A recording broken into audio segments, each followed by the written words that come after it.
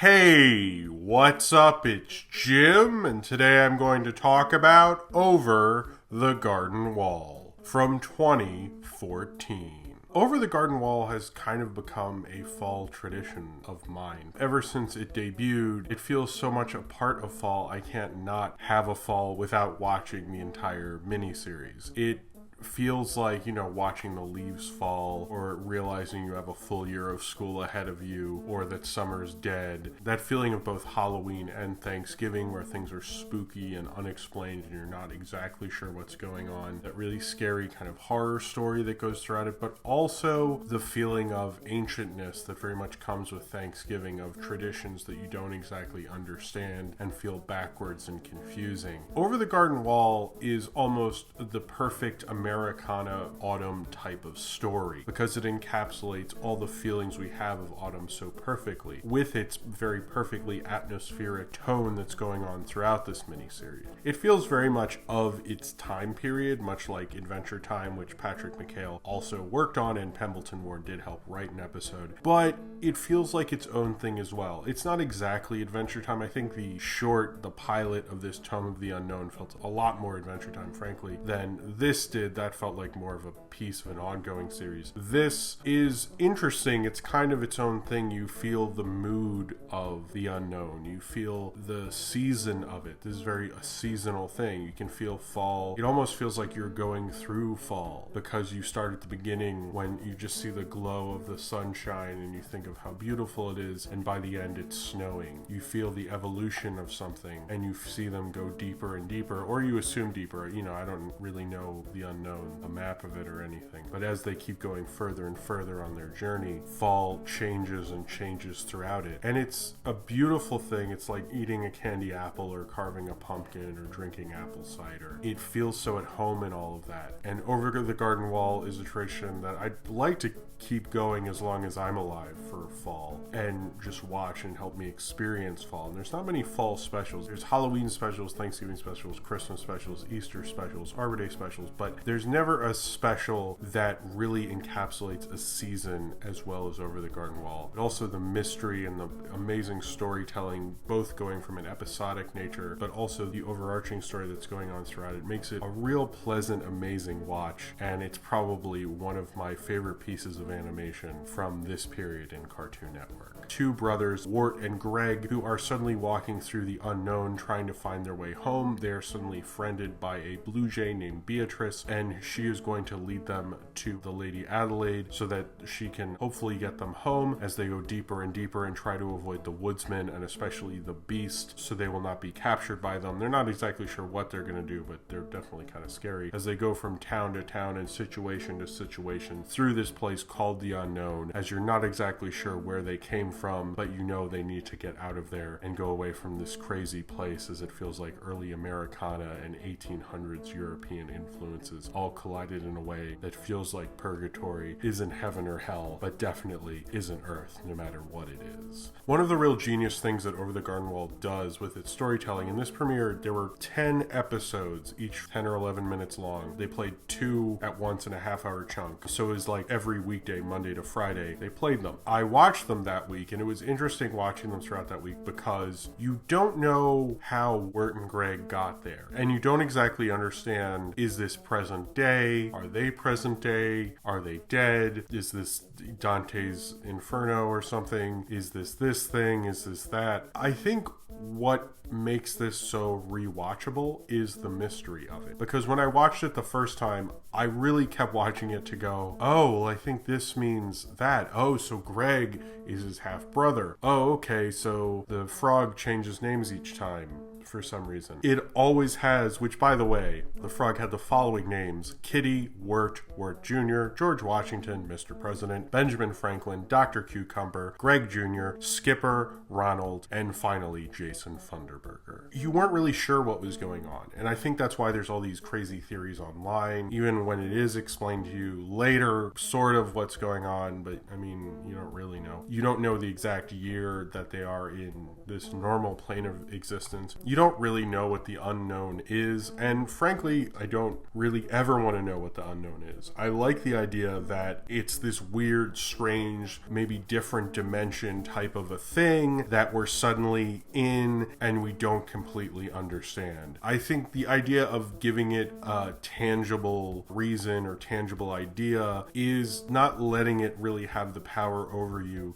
that you want it to. You know, I understand humans in general like to understand things, but the whole nature of it and how it has elements of horror within it, one of the scariest things, and I've said this in many horror reviews, is not knowing. And the whole idea of Over the Garden Wall is not knowing. We don't really know. I don't think there is an answer to it, and I don't want there to be an answer. I always want to wonder, and I've taken different things away from each time I've watched it. Now, since I've read through so many theories and watched it so many times, I have noticed it's not as magical as it was the first time, but it still has that magic to it because I've never really been able to lock down on an interpretation of it. And those various interpretations lets my mind kind of wander through it as an animated miniseries, and it's quite wonderful, and I really, really love that about it because it just makes it even more kind of beautiful and flows through the whole thing, not being able to exactly nail it down. I think sometimes it is maybe another dimension that we don't exactly understand. I've thought maybe it's a dimension through everyone who is in the graveyard. I thought maybe it just doesn't make any sense and it doesn't need to. And a lot of the way it's written, it's such a hodgepodge of styles and ideas. Definitely Dante's Inferno was an influence, and same with Betty Boop in that one episode where they're in the tavern and you have the Betty Boop type character, and then you have Cab Calloway doing Minnie the Moocher, which I believe was a Betty Boop cartoon where he did that, and then you had the one with the gorilla, which, I mean, like, whoa. I mean, that interpretation of gorillas has been known to be fairly racist, but, you know, that was kind of early America, so I guess it fits within that, but it was like, whoa, you guys got away with this. The various stories within it, it's taking, like, things that feel like classic horror stories, classic folk tales. There's a real Grimm's fairy tale element to it, but it's all these kind of older influences with Wirt and Greg speaking kind of more modern speak and having a more relaxed tone, and it's all playing together, and that whole, like, postmodernism craziness of it, I think, makes it even odder, but I love that about it. It's definitely got a Spirited Away influence there as well. I'm sure there's certain interpretations I haven't seen. Apparently they wanted the backgrounds to resemble Rizzoli paintings, certain art and literature and Americana and European influences that all come together in a way that I don't think we're entirely used to this kind of a thing. It kind of works in such a classical way, but also, you know, its interpretation of a season throughout its characters. The voice cast, I think, is amazing in this. There's so many more people than even people realize. I mean, certainly you have Elijah Wood and Colin Dean, Elijah Wood playing Wirt and Colin Dean playing Greg, and they do an excellent job. Also, Malene Lewinsky, I think, who plays Beatrice. And the interesting thing about that is that Melina Lewinsky or whatever, she was in Peter Jackson's kind of his first movie to really break him in America, Heavenly Creatures, and of course Elijah Wood was in, I think, the beginning of those Hobbit movies or something. So it's like this kind of Peter Jackson-y thing, like these two actors who are majorly known for their work in Peter Jackson stuff are in this, which is interesting. You also have John Cleese, who's just like amazing. You have Tim Curry at one point. Going through the cast list, as I kept hearing people, Shirley Jones, apparently Chris Isaac was there, the voice of the Beast, Samuel Ramy, who has a beautiful voice, just a wonderful voice. Christopher Lloyd, one of his best voiceover performances. I don't know as many things he's done voice-wise, but it's one of my more favorite modern acting roles. He's had Fred Stoller, Tom Lennon, Bebe Neuwirth, but it had this really amazing cast to it and it had real great voice talent behind it, and I love that about it because I didn't even know Tim Curry was in it until I think I reread this. I feel like I didn't. Maybe I said that on a podcast or something, but it just has such a richness to it and has such fine acting behind it, and I think that's wonderful. But especially the music, which has this kind of folksy, kind of post-Civil War, pre kind of the jazz and rock age, so it's like all the things that eventually jazz and rock and roll would be influenced by, but we just haven't quite gotten there yet in this weird kind of universe. But it feels so classical and like also relaxing. Like I just feel like I want to sit back and like take in life and have a good wine or scotch or something while I listen to the composer track. The DVD is absolutely amazing. I don't really like the commentary because the delivery is like so super boring, which I know people complain about my delivery, but these guys are like, it's so dry. It was like ridiculous. So I don't know if I recommend that part, but I recommend all the other features, and you get the pilot episode and you get all the episodes and the composer mix, which is really great. I would love to have the soundtrack on vinyl, and I have a niece now, or if I ever have kids, be able to play this for them because I love the classical nature of it. But I love seeing these characters grow through it, and it's not just about responsibility. I think that's an interpretation through any adventure thing, and you do see them grow, but I think it's also seeing these two brothers come together and be better friends. And I was a lot older than my younger brother when I was a teenager, and little kids kind of don't get teenagers. They don't get I don't want to say nuances, but they don't get like the sarcasm and things, and they don't really understand exactly what's going on. So that kind of balance between the two is interesting and remind me a lot of being a teenager, because I had a brother a lot like Greg, who's just this fun guy who also likes elephants, so I guess it works. And Greg's just such a wonderful character. He does feel like Mabel Pines. He feels like that dumb sidekick, but I think his randomness is so humorous, and the portrayal was just so wonderful that you're just kind of with it. But it reminded me of being a teen actually in the 90s and dealing with a little brother who was just goofy. I love this show. I kind of forget about it. You forget about it in the spring, and you forget about it most of the time, but then when fall rolls around and you see pumpkins in stores and you drink an apple cider, it just comes back to me that I need to watch this show. And I think Cartoon Network made a real artistic statement by doing this and not making it a series, thank God. I like the way it is, and I love the kind of isolated storiness of it, and it feels semi more European or just like a foreign country in terms of its order. It's obviously influenced, but it's very American, and I just love the condensedness of it and the story it's trying to tell, and the adventure of going through it and seeing these characters, Wirt and Greg, and their journey through the unknown, and just wondering what exactly is going on in this darkness and what it all means, and are they in purgatory, and will the beast be trying to get them? Just a wonderful story, and I think it's just a simple, good adventure story. It does sometimes get a little jokey and silly, and I love the age-appropriate beverage thing. I think it's really funny.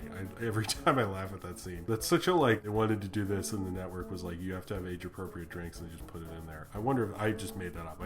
That's no basis in anything. But it's a wonderful miniseries, and I think probably one of the better examples of this period in Cartoon Network, and one that's going to be hard to forget, unlike the supposed forgotten stories of all this, and watching the wonderful things from the mansions that connect to one another, and the schoolhouse, and potatoes and molasses, and all the wonderful songs and everything. They just made such a quite incredible experience with Over the Garden Wall, and it's an incredibly made story, and it's incredible melding of various styles coming together in a way that, in all honesty, is postmodern, but feels very old and relaxed and traditional in a way that you should respect. I almost feel like when I watch it, like I need to take this seriously in the way it portrays itself, like that this is an important piece. You know, I don't know these periods, and maybe if I did, I would think this series is kind of bullshit, but I don't know them enough to maybe call them that, and the little I know of them, I still really love this show, and I love what it's doing, and its classic way of doing an adventure tale, and showing two brothers coming closer together, realizing to get along with one another finally, and be able to get out of the unknown, and come back to their time, and be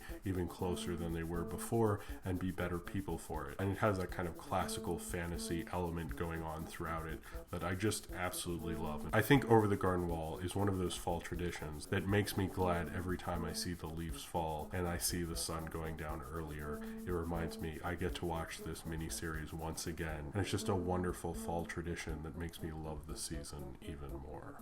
So if you have seen Over the Garden Wall and you would like to talk about it, then comment below in the comments and subscribe if you would like to.